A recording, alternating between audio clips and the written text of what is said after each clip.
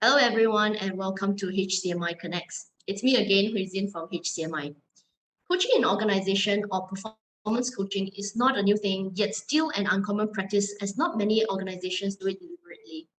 A study shows that while manager agrees that people management is part of their role, only 20% of the managers intuitively understand how to engage employees, develop their strengths, set clear expectations, and coach their direct reports. A company that I've worked with trained all their managers to be a performance coach as part of their effort to build high performance culture. Managers are expected to play the role of people developer, supporting their team members in pursuing growth, development, and peak performance. As working from home is here to stay given the prolonged pandemic, the needs and nature of coaching would probably be a bit different now. Let's find out how companies and managers can adopt coaching in their management techniques in today's world. Let's welcome our guest today, Captain Dr. Shan Moorthi, the CEO and founder of Teamcoach International, and also currently the president of the International Association of Coaching. Welcome, Captain Chan. Hi, thank you. My pleasure. Good to see you, Captain Chan. So let's dive right into it. Captain Chan, do you think performance coaching in organization is different pre and post-pandemic? Okay, a lot of times when I engage with clients, and I'm sure HCMI, you've been working with a lot of international clients as well. We find that performance. Some of them say that performance is dwindling during COVID, during these pandemic times, and some of them say that they're working more hours when we are working from home, right? So coaching is coaching, whether it's done virtually or whether it's done in a face-to-face session in organization. Coaching is coaching, because in organization, coaching is not only is delivered in a formal environment. Coaching can be informal as well. So for me, in the international scene, what we have seen, coaching requirement for coaching and demand for coaching has increased. Leaders and managers are now equipping themselves with coaching tools and techniques as one of their leadership tool in their leadership toolkit for their leaders and managers, because the demand is increasing and leaders and managers are becoming more, if I could call this, facilitative leaders. I like the idea of this facilitative leadership. Could you elaborate a little bit more? Okay, in facilitative leadership, a leader's role is to actually make use of the wisdom and the potential that their staff has already have. Those days, in ancient years, the source of power for leaders came from knowledge. People had knowledge. If you had more knowledge than the other, you suddenly become the leader. But knowledge is everywhere now. Leaders and managers need to accept the fact that some of their staff or people that they lead to serve probably know more than them. Knowing means the word know coming from knowledge, right? They might know more than them. So for senior leaders, to accept the fact first that the younger ones probably will know more, because Uncle Google can give you everything now, right? Now, how do we then leverage that? So this is where leaders and managers using coaching and facilitation techniques and approaches, they can have a big influence on the performance of their people. So how can we then equip the managers with these coaching skills to really get the best out of their employees? Okay, one is there are tools. When you talk about basics tools, always be in an inquisitive mode. This is where you come up with great questions if you're actually coaching your people. It's all about, they say that the answer is within the question. And that's why you can bring the best from the people that we serve to lead. And on the same note, we should stop teaching people what to think, but teach people how to think. Thinking is tiring sometimes, for me anyway. But only through thinking, the thoughts, right? Only through thinking, we can then discover and be aware of what's within us or within our staff, right? So that then the leaders can then develop it further to contribute towards the organizational or the team's mission, or the vision, which is aligned to the strategic plan of the organization. So this is how we give these tools, and not only questioning tools. Leaders needs to listen. We need to listen to our people. Like in the pandemic, I've been invited last year and this year to talk to certain groups where leaders do not know what to do during the pandemic. And I tell leaders, number one is to accept the fact that we don't know. I mean, if the organization, you got power cut, water supply cut, yes, we all have experienced that. Flooding, yes, we have experienced that. Pandemic as such as COVID-19, we have not experienced that. So accepting the fact that we don't know, and takes a bit of humility, for leaders to say that, hey, guys, I do not know. Then how can we then inclusive? And we need to listen. People on the ground might know the pulse of the ground more. So let's listen to our people and be inclusive. And that's one skill, listening. And there are a few levels of listening. A lot of time leaders just listen to reply. And I said, why don't we listen to understand for a change sometimes, yeah? And then you talk about silence. Silence, another one. Sometimes as leaders, when we ask questions, we want people to answer you directly. I'm talking about in coaching context, yeah, in a pure coaching context, right? And people are silenced, and we keep on forcing them to answer. And what happens is that they'll just tell you what you like to listen. Whether it's the truth, is it the right data given? Well, God knows. So we need to respect the silence, because I always feel that there are people who talk before they think. I mean, this personality, right? And there are some people who think, and don't talk, So we need to understand that there are different personalities, and it does not mean that everybody must be like us. We need to respect diversity, and that's where the richness comes about in this coaching conversation that we have with people. And respecting silence is important. And constantly clarifying. We cannot be taking for granted what certain words mean to us. For example, the word respect. What will it mean to me as a leader and to the people that I lead? It might be different. The values of the organization, the goal of the organization, the goal of the department, is it very clear?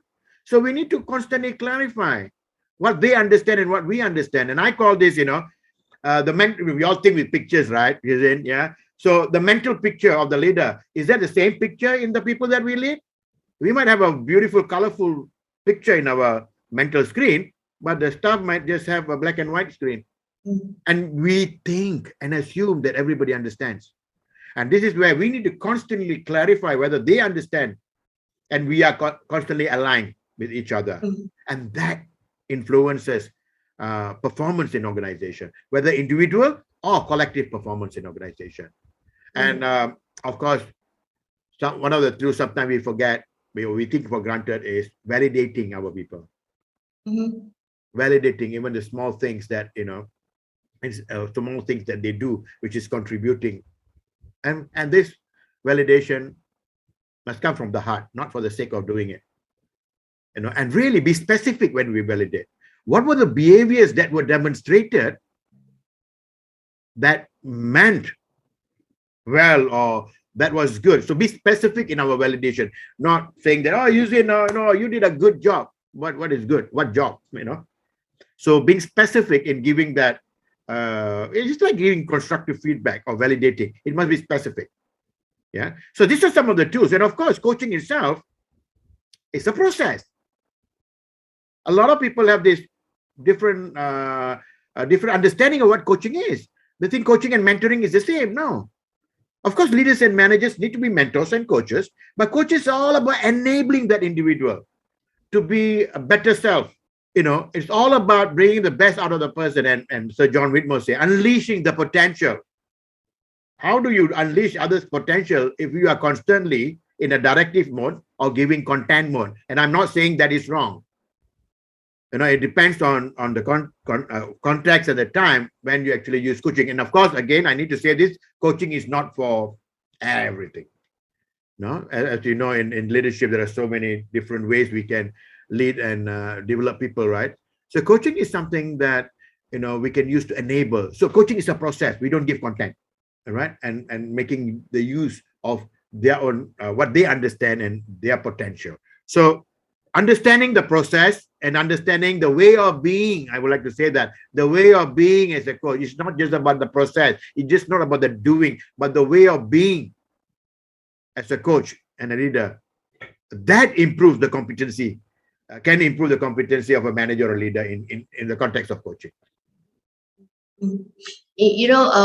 Captain Shan, in this short few minutes of sharing from you, it kind of reminds me, we have to look at our employees as a person and not just a tool for businesses to only generate revenue or whatnot. We have to treat them as a person to really, like what you say, unleash their potential to really bring out the best from them. So it's very interesting.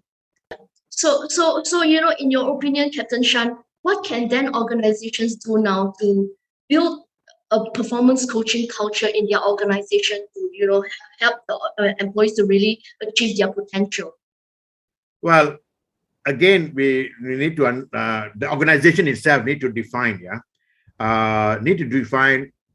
what is coaching culture for them. What is performance? What is coaching culture? What is performance coaching culture for them? They need to have a clear understanding, and that has to be communicated throughout the organizations, number one. Yeah. And we look at, I presented this in international conferences and about creating a coaching culture in organization. What are the indicators that shows there is a coaching culture? What it means is that people are working towards trusting and respecting each other. People are engaged in open, supportive conversation. People are non-judgmental. Constantly respecting the other person's view.